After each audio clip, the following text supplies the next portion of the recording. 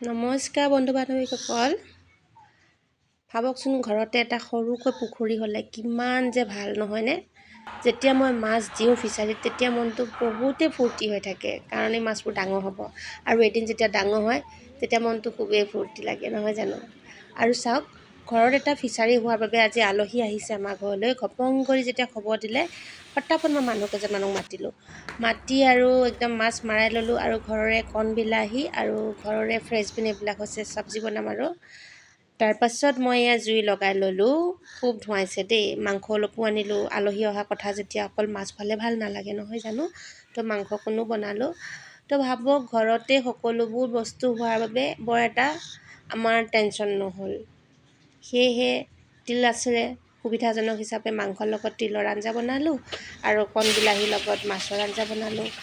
আৰু ফটোবোৰ আপোনালোকক দিব এইকাৰণে নোৱাৰিলোঁ, আলহী টেবুলতে বহি থাকিলে ভাত বাঢ়িবলৈ